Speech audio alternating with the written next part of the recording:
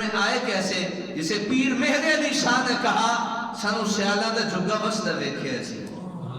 اسی سیالہ دا جھگا کسی آ کہہ رہے تسی سید او سیال آپ فرمان لگے ہو جھلیو چھوڑو پر اس گم کما اصل سیالہ دا جھگا بس دا ویکھے بھائی لوگ کہیں جاتے ہیں نا جہاں آگ کا دھواں جل رہا ہو وہاں لوگوں میں کیا جانا جہاں کچھ بھی نہ ہو جہاں کوئی آثار ہی نہ ہو خدمت کے کوئی نعمتوں کے آثار نہ ہو وہاں تو آثار نظر آتے تھے اور وہاں کے بزرگوں نے اپنے رب کو منانے میں کوئی کسر باقی نہیں چھوڑی تھی اور سچی بات عرض کروں میں نے ایک مرتبہ شاید پہلے بھی عرض کیا کہ ایک دوست آیا اور حضرت پیر کرم شاہ رحمۃ اللہ تعالی کی فوٹو بنانے لگا تو آپ نے فرمایا اب میں کیا کر رہے ہو کہا جی فوٹو بنا رہا ہوں کیا کرو گے کہا جی اپنے کوٹھے چلا سن اپنے گھر لا سن آپ فرمایا آج ذرا میرے گھر چلیے آپ اسے لے گئے سارا گھر دکھایا فرمایا میں بھی پیر سیال دا غلام میرے گھر میں کوئی فوٹو ویکھی ہے آکی جی کوئی نہیں ویکھی فرمایا فوٹو نہ لایا کرو اپنے بزرگوں دا کردار اختیار فرمایا کرو کہ تہاڈا چہرہ دیکھ کے اگلے پتہ لگے فلانے دا غلام آ رہا اوے محمد دی غلامی ہے وے محمد دی نوکری ہے وے کہ اپنے چہرے نے جو بنا لو جن میرے مصطفیٰ نے پسند فرمایا پھر انہوں نے آپ کی داڑھی رکھ لو تو پھر تسی آکھنا ہے ہر ویلے کہ کم میں تے لگا رہتا حضرات چہرہ ایسے بنا لو میں بھائی اللہ یار انتے عرض کر سن انہوں نے تو میرا حق ہے انہوں تسی داڑھی رکھ لو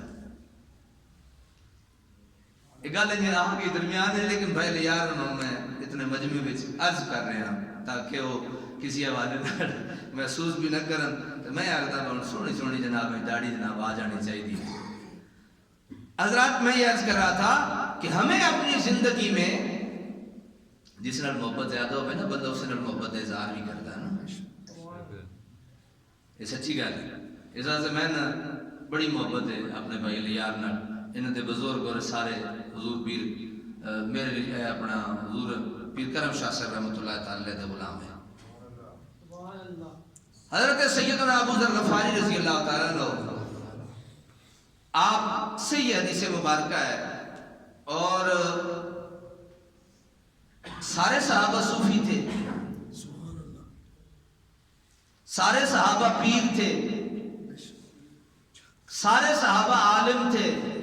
لیکن حضرت سیدنا ابو ذر غفاری رضی اللہ تعالیٰ عنہ کا تصوف میں مقام ذرا بکرا تھا آپ رضی اللہ تعالیٰ عنہ بڑے ایک خاص تصوف اور فقر کے ایک مقام پہ فائز تھے حضرت سیدنا ابو ذر غفاری رضی اللہ تعالیٰ عنہ آپ فرماتے ہیں کہ ان النبی صلی اللہ علیہ وسلم خرج زمن الشتاء والبرق يتحافظ فاخذ بغدنين من شجرة قال فجعل ذلك الورق يتحافظ قال فقال يا ابا ذر قلت لبيك يا رسول الله صلى الله عليه وسلم قال ان العبد المسلم ليصلي الصلاة يريد بها وجه الله تعالى فتحافظ عنه ذنوبه كما يتحافظ هذا الورق عن هذه الشجرة او كما قال النبي صلی اللہ علیہ وسلم یہ مسند احمد میں حدیث مبارکہ موجود ہے حضرت ابو ذر غفاری رضی اللہ تعالیٰ عنہ آپ فرماتے ہیں سردیوں کا موسم تھا کون سا موسم تھا سردیوں کا موسم تھا اور میں رسول خدا صلی اللہ علیہ وسلم کے ساتھ باہر نکلا ہم ایک درخت کے پاس گزرے اور رسول اللہ صلی اللہ علیہ وسلم نے اس درخت کی ٹہنی کو پکڑا اور رسول اللہ نے اس درخت کی ٹہنی کو پکڑ کے جھنجھوڑا امید ہے آپ سمجھ گئے ہوں گے جب اس درخت کی ٹہنی کو جھنجھوڑا تو اس کے پتے گرے اور پتے جھڑنا شروع ہو گئے آپ صلی اللہ علیہ وسلم آیا اے ابو ذر میں نے کہا جی اللہ کے رسول میں حاضر ہوں آپ نے فرمایا بے شک مسلمان بندہ جب نماز ادا کرتا ہے تو اور وہ مصلی پہ اپنے رب کی بارگاہ میں سجدہ ریز ہونے کے لیے حاضر ہوتا ہے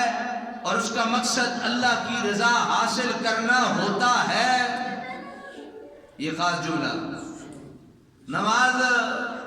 کئی مقاصد کے لیے پڑھی جاتی ہے پتہ ہے آپ میں نے لوگ نمازی آکھنا ہن کیڑی تیری عمر رہ گئی ہے؟ بندہ بڑھاپے میں بھی نماز پڑھ رہا ہو تو مقصد اللہ کی رضا ہونا چاہیے۔ میں نے کئی بار آپ کی خدمت میں عرض کی، لوگ نوافل بھی پڑھتے ہیں، تسبیحات بھی پڑھتے ہیں، وظائف بھی پڑھتے ہیں، نوافل بھی پڑھتے ہیں، اور وہ پڑھتے اس لیے ہیں کہ میرا بیٹا بیمار ہے، ٹھیک ہو، میں بے روزگار ہوں، مجھے روزگار مل جائے، میرے ہاں رزق کی کمی ہے، رزق درست ہو جائے۔ اس لیے ہر ایرے غیرے کے پاس جا کے وظیفے کے لیے نہ عرض کیا کرو، اس کو کیا پتا تمہاری بیماری کیا ہے اور اس بیماری کا علاج کیا ہے۔ ہر بورڈ دیکھ کے وہاں نہ جھک جایا کرو، یا جناب جنات کا علاج ہوتا ہے تو فلاں چیز کا علاج ہوتا ہے، تو فلاں چیز کا علاج ہوتا ہے، یہ ہوتا ہے تو وہ ہوتا ہے۔ حضرات یہ بھی دیکھا کرو کہ یہ روحانیت کے کس مقام پہ جا رہا ہے۔ ایک صحابی، ان کو پتا چلا کہ رسول اللہ صلی اللہ علیہ وسلم کے ایک صحابی ہیں اور ان کے پاس، بلکہ ایک شخص ہے، ان کے پاس ایک حدیث ہے، صحابی نہیں ہے، ان کے پاس ایک حدیث ہے اور وہ سینکڑوں میل دور سفر کر کے گئے۔ وہاں انہوں نے جب دیکھا تو انہوں نے نا قبلہ شریف کی طرف منہ کر کے تھوک دیا، وہ جن کے پاس حدیث تھی۔ یہ ان کو دیکھ کے واپس پلٹ آئے۔ انہوں نے پوچھا جناب آئے کیوں، کہاں سے آئے، کیا ہوا؟ انہوں نے کہا میں فلاں علاقے سے سینکڑوں میل دور سفر کر کے آیا ہوں۔ جناب کیوں آئے؟ کہا مجھے کسی نے بتایا تھا تیرے پاس نبی اکرم صلی اللہ علیہ وسلم کی حدیث ہے، میں آیا تھا، لیکن جب میں نے دیکھا تو بے ادب ہے، تو بے ادب ہے، تو میں سمجھ گیا تیرے پاس نبی کی حدیث نہیں ہے بھی صحیح تو میں تجھ سے لینا نام تو حدیث کا تھا، وہ رک جاتے لے لیتے، کیا حرج تھی؟ لیکن انہوں نے کہا جو بے ادب ہوتا ہے نا، اور جو اللہ کے نبی کا بے ادب ہو، وہ کیسے روحانی طاقتیں آپ کو دے سکتا ہے؟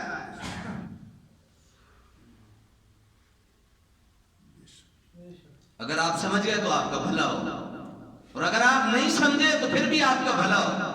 لیکن اللہ کا واسطہ ہر در پہ جا کے نہ جھکا کرو، جب تکلیف آئے رب کے در پہ جا کے جھک جایا کرو، وہ تمہاری تکلیفیں دور کرے۔ زبان سے ہم یہ کہیں رزق اللہ دیتا ہے، اور ایک تویز والے کے دروازے پہ ہاتھ باندھ کے کھڑے ہو ہمیں تویز دیں، کہاں گیا ہمارا ایمان؟ صحت اللہ دیتا ہے، اور ایک تویز والے کے ہاتھ باندھ کے کھڑے ہو۔ میں خود لکھتا ہوں تویز، مجھے اجازت ہے، لیکن جو میں کہہ رہا ہوں یہ سنو۔ اب ایک میرے گھر آ جاتا ہے، میں کیا کروں اس کے لیے؟ لیکن یاد رکھیے ہم جو عالم لوگ ہوتے ہیں ہماری ترجیحات اور ہوتی ہیں، دنیا دار پروفیشنل لوگوں کی ترجیحات اور ہوتی ہیں، ان کی ترجیح پیسہ دولت ہوتا ہے، ہماری ترجیح یہ ہوتی ہے کہ یہ بھٹکا ہوا آیا ہے، اس کو رب کے راستے پہ لگا دو۔ ہم اسے تویز بعد میں دیتے ہیں، نماز کا پہلے پوچھتے ہیں۔ نماز پڑھتا ہے، نہیں پڑھتا تو پڑھنا شروع کر دے، اللہ تیرے دکھوں کو مٹا دے گا، اللہ تیری تکلیفوں کو ختم کر دے گا۔ زبان پہ یہ کہے اور عمل سے یہ کہے، کسی بھی دروازے پہ، میرے جیسے بندے کے دروازے پہ آ کے، کیوں تمہیں رب کا دروازہ بھول گیا ہے؟ تم رب کے دروازے کو بھول چکے ہو۔ میں تو کبھی نہیں کہتا کہ میرے پاس آؤ، ہاں میرے پاس آنا ہے تو کوئی دین کی بات پوچھنے آؤ، کوئی دین کی اصلاح لینے کے لیے آؤ، یہ پوچھنے آؤ وضو کیسے کرنا ہے، یہ پوچھنے آؤ ہم نے بیٹی کی شادی کرنی ہے، اس کا انداز کیا ہے میرے مصطفیٰ کا، ہم نے قرض لیا ہے، قرض لوٹانے اور نہ لوٹانے کی جناب وعید اور سزا کیا ہے، یہ پوچھنے کے لیے آؤ۔ یہ کیوں آتے ہو؟ ہمارے پاس رزق نہیں ہے، نوکری نہیں ہے۔ وہ میں اکثر آپ کی خدمت میں وہ عرض کرتا رہتا ہوں کہ حضور بابو جی آپ کے پاس کوئی شخص آیا اور اس نے کہا حضور میری اولاد کوئی نہیں۔ ایک دوسرا آیا، اس نے کہا حضور میرے پاس رزق نہیں، کوئی دعا کرو۔ تو آپ نے جو جملے ارشاد فرمائے، آپ نے فرمایا بھلے لوگوں کبھی سریہ لینا ہو تو کریانے والے کے پاس نہیں جاتے، کریانہ لینا ہو تو میڈیکل سٹور پہ نہیں جاتے، بیمار ہو تو سریے والی دکان جہاں جہاں جو جو طلب ہوتی ہے وہاں وہاں جانا عقل مندی ہے. ہمارے پاس نہ سریا ہے, ہمارے پاس نہ نوکری ہے, ہمارے پاس نہ رزق ہے, ہمارے پاس جو چیز ہے وہ ہم سے لینے کیوں نہیں آتے ہو؟ ہمارے پاس تو رب کی طرف جانے کے لیے راستہ پوچھنے والے آتے ہیں. یہ بزرگوں نے ہماری تربیات کی ہیں. لیکن ہم کیا کرتے ہیں؟ ہم اس بات پہ زیادہ توجہ دیتے ہیں فلاں جو بزرگ تھے ان کی یہ کرامت, فلاں جو بزرگ تھے ان کی یہ فضیلت. حضرات ابھی تک ہم عبد القادر جیلانی کی 11ویں کھا کھا کے ہمارے جناب کیا حشر ہو گئے, لیکن ہم نے آج تک یہ نہیں جانا کہ حضرت عبد القادر جیلانی نے اپنے رب کو کیسے راضی کیا ہے اور بنایا ہے. پتہ ہے ہمیں یہ نہیں علم کہ اللہ کے حضور حاضر ہونے کا مقصد کیا ہے, اور اللہ کے حضور جب ہم حاضر ہوتے ہیں تو حاضری کا طریقہ کیا ہے. آپ فرماتے ہیں یہ جو حضرت سیدنا ابو ذر غفاری کی میں حدیث آپ کی خدمت میں پیش کر رہا تھا, آپ نے باقاعدہ طور پہ رسول خدا صلی اللہ علیہ وسلم نے, اب کیا جب ابو ذر غفاری جو صوفی تھے, جو اعلیٰ درجے کے فقیر تھے, جو نبی پاک کے صحابی تھے, وہ نماز تو ہماری طرح تھوڑی پڑھتے ہوں گے. وہ تو رسول اللہ کی بارگاہ میں, اللہ کی بارگاہ میں تو پتہ نہیں حشر کیا ہوتا ہوگا, رسول اللہ کی بارگاہ میں حاضر ہوتے تھے. تو روایات کے الفاظ ہیں اگر ان کے سروں پہ پرندے آ کے بیٹھ جاتے انہیں یہ محسوس ہوتا کہ یہ تو کوئی خشک لکڑی کا تنا ہے, اس پہ آ کے بیٹھ جاتے, اپنا وقت گزار کے چلے جاتے. ایسے میرے مصطفیٰ کی بارگاہ میں صحابہ بیٹھا کرتے تھے. سبحان اللہ. ہمیں تو مسجد میں جو اللہ کا گھر ہے اس میں بیٹھنا نہ آیا. یہ یہاں کہاں بیٹھے ہیں؟ اللہ کا گھر ہے, بیت اللہ ہے, یہ اللہ کا گھر ہے, مسجد ہے یہ, اور اس کی فضیلت عرض کر دوں, یہ بروز قیامت پرسرات سے گزرنے میں ہماری سواری ہوگی. یہ تو محسن ہے ہماری, گھر سے دوڑ کے یہاں آؤ اللہ کی امان میں آ جاتے ہو, گھر سے نماز چھوڑ کے یہاں آ کے پڑھو, ایک پڑھتے ہو 27 گنا زیادہ ثواب ملتا ہے. اور ہر نماز کے بعد 25 نمازوں کا ثواب ایکسٹرا ملتا ہے. تو حضرات ہم نے کیا سیکھا, پچھلے سال ہم نے کیا پایا, پچھلے سال ہم نے کیا کھویا, یہ اندازہ لگا کے اگلے سال آنے والا یہ جو سال چل رہا ہے جس کا آج پہلا جمعہ ہے, اپنی ترجیحات بدل دو.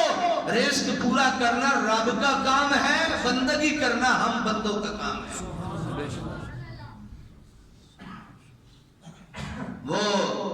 حضرت ابراہیم علیہ السلام کو جب نار نمرود میں پھینکا جا رہا تھا تو حضرت ابراہیم علیہ السلام نے کیا کہا تھا بلا؟ فرشتہ آیا,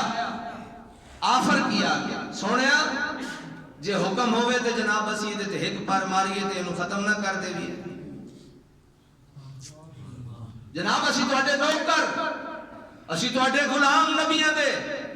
تے مہربانی کرو ذرا آنکھ دے آبرو دا اشارہ ہی دے دیو. آپ نے ایک جملہ ارشاد فرمایا, جا چلا جا اللہ جان دے او دا خلیل کتھے گئے. یار جب میں رات کی تنہائی میں بیمار ہوتا ہوں, میری ماں کو خبر ہو نہ ہو, میری بہن کو خبر ہو نہ ہو, میری والد کو خبر ہو نہ ہو, اے میرے رب کو تیرے بیمار ہونے کی خبر ہوتی ہے. رب نال بنا کے دے سونے روندا کیوں ہے, روے تے ہو جدا کوئی نہ ہوئے, چیخے چلاوے تے ہو جدا کوئی ولی وارث نہ ہوئے. اوے تیرا تے ولی وارث تیرا رب موجود ہے. تو میں ایک بزرگوں کے پاس حاضر ہوا, میں کہ سونے ہو کوئی تحفہ ہی دے چھڑو,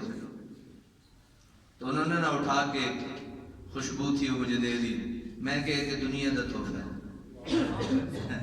میں کہا کوئی آخرت دا تحفہ. بہت اللہ کے نیک بندے ہیں. یہ باتیں اس لیے عرض کر رہا ہوں کہ آپ کو بھی مانگنا آ جائے.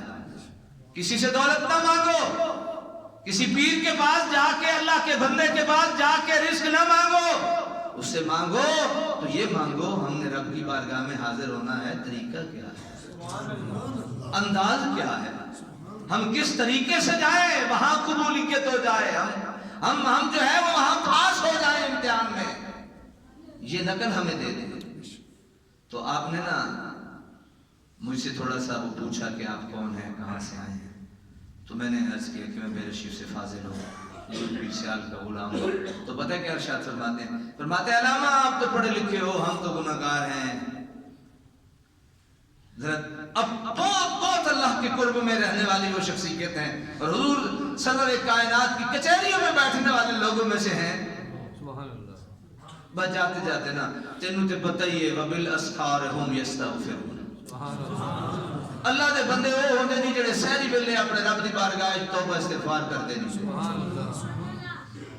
صبح اٹھ کے نا توبہ کریا کر، صبح اٹھ کے استغفار پڑھیا کر۔ حضرات میری بات کو توجہ سے سن لو، یہ بھول بھلائیوں میں اپنی زندگی کے قیمتی لمحات کو ضائع نہ کرو، اگر اپنی قیمتی لمحات لگانے ہیں تو اپنے رب کی بارگاہ میں لگاؤ۔ وہ گھڑی کتنی پیاری گھڑی ہوگی، وہ گھڑی کتنی عظیم گھڑی ہوگی، وہ وقت کتنا پیارا وقت ہوگا جب ایک بندہ اپنے رب کی بارگاہ میں حاضر ہو کے کہہ رہا ہوگا مولا معاف کر دے۔ میں یہ نہیں کہتا، میری گفتگو کا قطعی طور پر یہ مقصد نہیں کہ آپ اللہ کے بندوں کے پاس نہ جایا کرو، بار بار جایا کرو، ہزار بار جایا کرو۔ صحبت تالے ترا تالے کند اور صحبت صالح ترا صالح کند۔ گندوں کی صحبت میں بیٹھو گے گندے ہو جاؤ گے، اچھوں کی صحبت میں بیٹھو گے اچھے ہو جاؤ گے۔ حضور کے صحابہ بھی تو حضور کے پاس آتے تھے، صحابہ کے پاس بھی آتے تھے، بیٹھتے تھے، جاتے تھے، پھر تابعین صحابہ کے پاس بھی آتے جاتے تھے۔ حضرت سیدنا معین الدین چشتی اجمیری سنجری وہاں سے چلے، یہاں آ کے داتا کے قدموں میں بیٹھے رہے، لیکن جب خزانے بھر دیے میرے داتا نے، جھولیاں بھر دی میرے داتا نے، تو لوگوں کے سامنے اظہار کرتے ہوئے کہتے ہیں گنج بخش فیض عالم مظہر نور خدا، گنج بخش فیض عالم مظہر نور خدا، گنج بخش فیض عالم مظہر نور خدا، گنج بخش فیض عالم۔ لوگوں 90 لاکھ میرے ہاتھ پہ کلمہ پڑھ کے مسلمان ہوا ہے، ایک نشست میں، باقی نشستوں میں علیحدہ ہے، لیکن لوگوں پاکستانیوں تمہارے لیے یہ فخر کی بات ہے، میں بھی چلا تو داتا کے قدموں میں آ کے بیٹھ کے تمہیں جاتے ہوئے یہ بتا رہا ہوں گنج بخش فیض عالم مظہر نور خدا، نہ کہ سارا پیر کامل کامل نارا نما، وہ گنج بخش ایسے گنج بخش نہیں بنا، اس نے اپنے رب کو ایسے راضی کیا ہے کہ رب نے اسے گنج بخش بنا۔ سبحان اللہ۔ میں نے کل پرسوں شاید 11ویں شریف کی محفل میں یہ عرض کیا تھا کہ دو بندے برابر نہیں ہو سکتے، ایک گناہ کرتا رہتا ہو اور ایک نیکیاں کرتا رہتا ہو، ایک نیکیاں کرتا ہو چھوٹے درجے کی اور ایک نیکیاں کرتا ہو بڑے درجے کی، ایک 2.5 روپے زکوٰۃ دیتا ہو اور ایک اپنے سارے کپڑے بھی اتار کے دے دے، پھر دونوں برابر کیسے ہو سکتے؟ یہ صدیق کا غلام تو ہو سکتا ہے، یہ صدیق نہیں ہو سکتا۔ صدیق وہ ہوتا ہے جو اپنے کپڑے اتار کے بھی دے کے کہتا سونے ہون راضی ہو۔ تو حضرات اللہ کریم ہم سب کے لیے آسانی کرنا۔